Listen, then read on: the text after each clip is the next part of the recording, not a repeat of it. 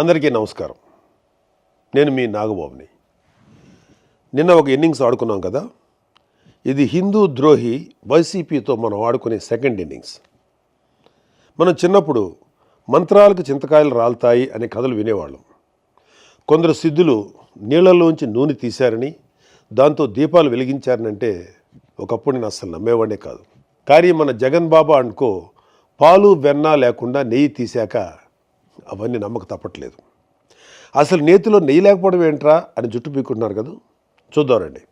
ఒకళ్ళని చాలా మంచి హెల్దీ, హైజీనిక్ అండ్ ఆర్గానిక్ భోజనం వండి పెడతాను అని చెప్పి ఇంటికి పిలిచి అందుకు చాలా డబ్బు కూడా తీసుకొని మార్కెట్లో చీప్గా దొరికే నకిలీ బియ్యం, కెమికల్స్ నిండిపోయిన సరుకులు, ప్రమాదకరమైన ఎసెన్స్తో ఉన్న పచ్చళ్ళు లాంటివి వేసి భోజనం పెట్టి, ఏదో ఒకటి భోజనం అయితే పెట్టాను కదా, భోజనం పెట్టకుండా మోసం చేశానా అని దబాయిస్తే అలాంటి మీరు ఏమంటారు? నేనైతే వైఎస్ఆర్సీపీ నాయకుడు అంటాను. ఇంకా కరెక్ట్గా చెప్పాలి అంటే వైఎస్ఆర్సీపీ హయాంలో టీటీడీ చైర్మన్ అంటాను. ఎందుకంటే వైఎస్ఆర్సీపీ హయాంలో టీటీడీ చేసిన పని ఇదే. చుక్క పాలు కానీ బొట్టు వెన్న కానీ లేని ప్రమాదకరమైన కెమికల్స్తో ఫేక్ గీని 60 లక్షల కేజీలకు పైగా స్వామివారి డబ్బుతో కొని ప్రసాదం తయారు చేసి భక్తులకు పంచిపెట్టారు. ఎంత పాపం, ఎంత ద్రోహం ఇది. ప్రభుత్వ సొమ్ముతో ఎలాగూ వైఎస్ఆర్సీపీ అవినీతి చేసింది.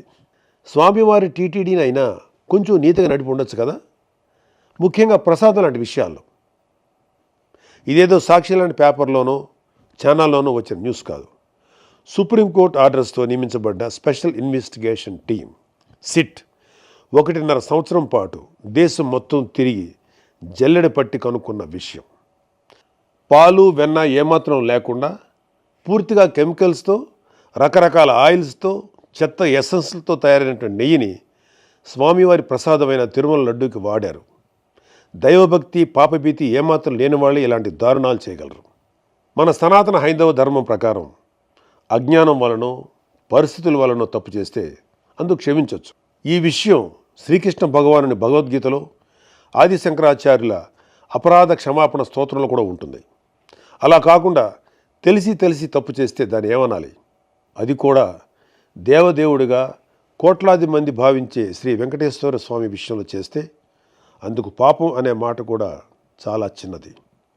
ఈ ఫేక్ నెయ్యిని కొనడం కోసం టీటీడీ చైర్మన్గా వైఎస్ జగన్మోహన్ రెడ్డి బాబాయ్ అయిన వైవి సుబ్బారెడ్డి ఉన్నప్పుడు 2020 ఫిబ్రవరిలో రూల్స్ని మార్చారు. ఆల్రెడీ ఉన్న కండిషన్స్ని సగానికి పైగా తగ్గించారు. అనర్హులైన ఈ ఫేక్ గీ సప్లయర్ బ్యాచ్ని అర్హుల్ని చేయడం కోసం తొక్కాల్సిన అడ్డదారులన్నీ తొక్కారు. ఇలాంటి వెధవ ఫేక్ సప్లయర్స్కి వీళ్ళు పెట్టిన పేరు వర్చువల్ డైరీ. ఇవి దొంగ డైరీలు.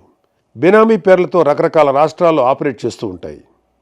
ఒక దగ్గర ఒక పేరుతో బ్యాన్ అయితే ఇంకో పేరుతో కొత్త అవతారం ఎత్తుతారు. అచ్చంగా జగన్ కంపెనీలో పెట్టుబడులు పెట్టిన దొంగ సూట్ కేస్ కంపెనీల్లాగా.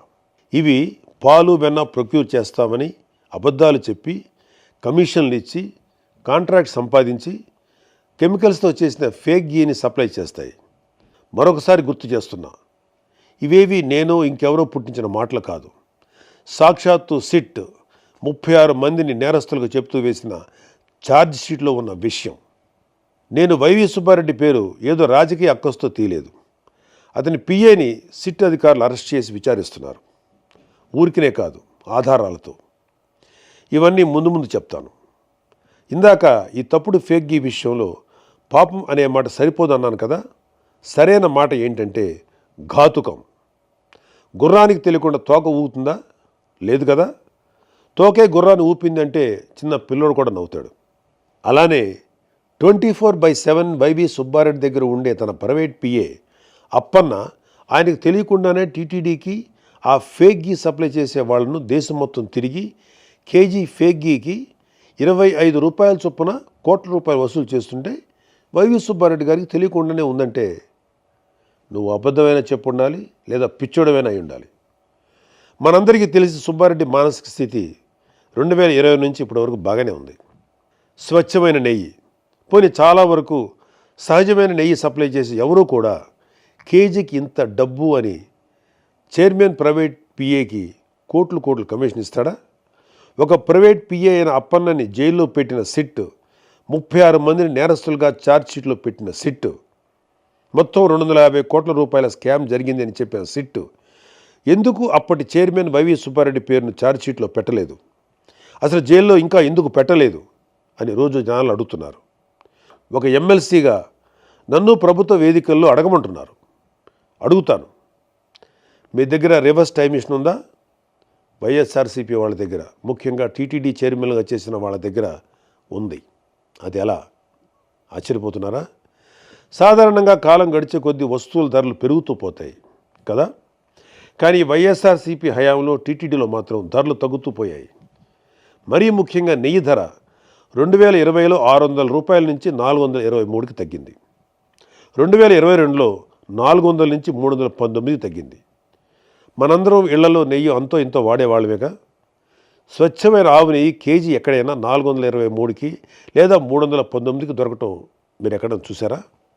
ఎన్ని కేజీలు బల్క్గా కొన్నా కూడా సుమారు 700 రూపాయలు కేజీగా ఉండే నెయ్యి 423కి, 2 ఏళ్ల తర్వాత 319కి రాదు కదా. అంత తక్కువ ధరకు నెయ్యి దొరుకుతుందంటే అది నెయ్యే కాదు అని అర్థం. ఈ విషయమే సిట్ నిర్ధారించింది కూడా. అసలు అది నెయ్యే కానప్పుడు కల్తీ జరిగిందని ఎలా అంటారు అనే మేధావులు కూడా వైసీపీలో ఉన్నారులేండి.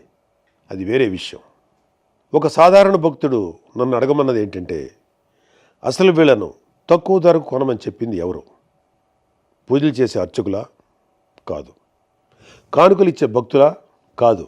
మరి ఇంకెవరి మేలు కోసం ఈ నెయ్యి ప్రొక్యూర్మెంట్ ధరలు ఇంతలా తగ్గిస్తూ పోయారు? వాళ్ళ జేబులు నిండడం కోసం, పనికిమాలిన ఫేక్ గీని కమిషన్లు తీసుకొని ఎక్కువ కొనడం కోసం చేసిన పని. అడుగడుగునా ఇలాంటి దారుణాలు నెయ్యి విషయంలో చేస్తూ పోయి ఇప్పుడు ఏం కాలేదు కదా అని తిరిగి దబాయిస్తున్నారు. ఉల్టా చౌర్ కొత్వాల్కో డాంటే అనే సామెత ఇలాంటి వాళ్ళని చూసే పుట్టింది. ఒకసారి జరిగితే పొరపాటు, రెండోసారి జరిగితే యాదృచ్ఛికం, మూడోసారి కూడా జరిగితే కావాలని చేస్తున్నారు అని అర్థం. అసలు వైఎస్ కుటుంబం అధికారంలోకి వచ్చినప్పుడే టీటీడీ ఎందుకు వివాదాల్లో ఉంటుంది? ఈ విషయం ఇప్పటి జెన్జీ తరానికి తెలియాలి. అంటే కొంచెం గతంలోకి వెళ్ళాలి. వైఎస్ రాజశేఖర రెడ్డి టైంలో చూస్తే 100 ఏళ్లలో ఎప్పుడూ లేని విధంగా టీటీడీ పరిధిలో ఎన్ని కొండలు వస్తాయి అనే వివాదం మొదలెట్టారు.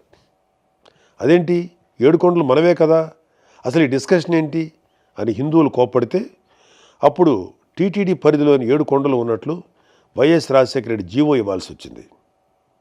నేను నాస్తికుణ్ణి, రేషనలిస్ట్ని అంటేనే వైసీపీ వాళ్ళు ఇంత గోల చేస్తున్నారే. మరి వైఎస్ రాజశేఖర రెడ్డి ఒక నాస్తికుడు, ఒక రాడికల్ స్టూడెంట్ యూనియన్లో పనిచేసి బూతు సుప్రభాతాలు రాస్తూ హిందూ దేవుళ్ళని, ఆచారాలని అవమానిస్తూ వచ్చిన భూమన కరుణాకర్ రెడ్డి లాంటి వ్యక్తికి హిందువులందరూ వద్దు వద్దు అంటున్న టీటీడీ చైర్మన్గా ఎలా నియమించాడు? వైఎస్ జగన్మోహన్ రెడ్డి కూడా అధికారంలో ఉన్నప్పుడు అదే పని చేశాడు. అలాంటి ఒకసారి టీటీడీ చైర్మన్ చేస్తేనే హిందువులు బాధపడ్డారు. అలాంటి రెండోసారి కూడా చైర్మన్గా చేయడం ఎందుకు? హిందువులు బాధ పెట్టడం కోసమా? వైఎస్ రాజశేఖర రెడ్డి, జగన్మోహన్ రెడ్డి వంశపారంపర్యంగా క్రైస్తవులు. మనది లౌకిక దేశం. వాళ్ళ నమ్మకాలని గౌరవించాలి, తప్పకుండా గౌరవిస్తాం. వాళ్ళని అడిగేది ఏంటంటే, వాళ్ళ మత సంస్థలకి ఒక నాస్తికుణ్ణి, ఒక దైవదూషణ చేసేవాడిని చైర్మన్గా పెట్టి అలాంటి వాడి చేతికి మత సంస్థ డబ్బు, నిర్ణయాలు అప్పచెప్తారా? లేదు కదా. మరి టీటీడీ విషయంలోనే ఎందుకు అలా చేశారు? ఇలాంటి నిర్ణయాల వల్ల కదా ఇవాళ దారుణమైన కెమికల్స్తో, ఏవేవో ఆయిల్స్తో నిండిన ఫేక్ గీ టీటీడీ ప్రస్తావనలోకి వచ్చింది. గతం భవిష్యత్తుకు దిక్సూచి అవ్వాలి. ఎలాంటి వాళ్ళు వ్యవస్థలు నడిపించారనే విషయాలు ఇప్పటి తరానికి తెలియాలనే ఇవన్నీ చెప్తున్నాను తప్ప ఎవరిని నొప్పించడానికి కాదు. ఇప్పుడు వైఎస్ఆర్సీపీ వాళ్ళు చెప్పే అతిపెద్ద అబద్ధానికి వద్దాం. సిట్ తన ఛార్జ్షీట్లో ఆ ఫేక్ గీలో ఎలాంటి యానిమల్ ఫ్యాట్ లాంటి పదార్థాలు లేవు అని చెప్పేసింది అని వాళ్ళ నీలి మీడియాలో రాసుకుంటున్నారు, చెప్పుకుంటున్నారు. నిజంగా కొవ్వు లాంటి పదార్థాలు లేకపోతే సంతోషమే. కానీ ఇక్కడ మనం జాగ్రత్తగా నిజాలు తెలుసుకోవాలి, రాబట్టుకోవాలి. మరొకసారి ఇలాంటి తప్పు జరగకుండా చూసుకోవాలి. 2024లో ఎన్డీడీబీ సిఐఎల్ఎఫ్ నివేదికలో ఏముంది అంటే, నెయ్యి కల్తీ జరిగిన మాట వాస్తవం అని చెప్తూ అలా జరగడానికి 5 కారణాల్లో 4 కారణాలుగా beef tallow, pig fat, fish oil లాంటి పదార్థాలు ఉండటం అని స్పష్టంగా చెప్పింది. ఇప్పుడు వచ్చిన సిట్ ఛార్జ్ షీట్లో ఎక్కడా కూడా ఎన్డీడీబీ సిఐఎల్ఎఫ్ నివేదిక తప్పు అని చెప్పలేదే. చెప్పుంటే మేము కూడా అమ్మాయి అనుకునేవాళ్ళం. సిట్ ప్రస్తుతం ఎన్డీఆర్ఐ ద్వారా చేయించింది లార్డ్ అంటే పందికొవ్వు టెస్ట్ మాత్రమే.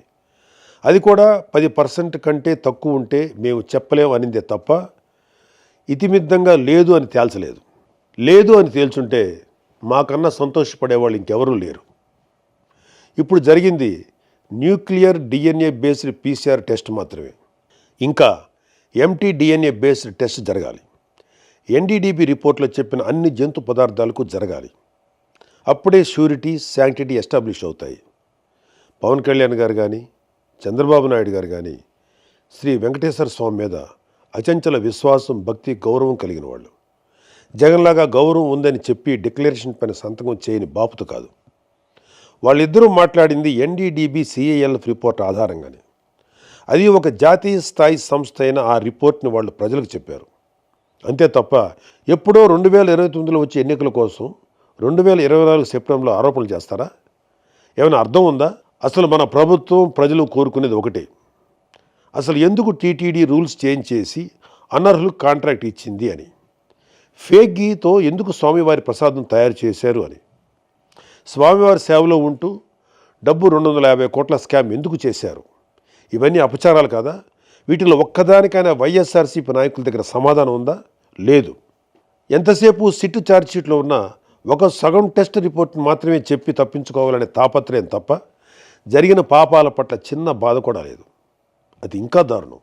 సిట్ మరింత వేగంగా, ఎఫెక్టివ్గా విచారణ, అన్ని రకాల టెస్టులు చేసి ఈ ఫేక్ గీ విషయంలో పాత్రధారులతో పాటు సూత్రధారులను కూడా అరెస్ట్ చేయడంతో పాటు శిక్షలు కూడా పడేలా చేయాలని ఎమ్మెల్సీగా కంటే ఒకటి సగటు భారతీయుడిగా కోరుకుంటున్నాను. నేను చివరగా ఒకే ఒక మాట చెప్తాను. దేవదేవుడైన వెంకటేశ్వర స్వామి జోలికి వచ్చి ఆ దేవుడి సొమ్ము తిన్న వాళ్ళు ఎవరూ కూడా బాగుపడినట్లు చరిత్రలో లేదు. స్వామివారికి ద్రోహం చేసిన వైసీపీనే కాదు, మేము హిందువులమని చెప్పుకుంటూ ఆ పార్టీని వెనకేసుకొచ్చే ప్రతి ఒక్కడు తల్లి పాలు దాగి రొమ్ము గుద్దే హిందూ ద్రోహులే. ఈ మాట నేను నా ధర్మాన్ని గౌరవిస్తూ ఇతర ధర్మాలను ఏనాడు కించపరిచిన ఒక హిందువుగా, ఒక భారతీయుడిగా చెప్తున్నాను. జై హింద్.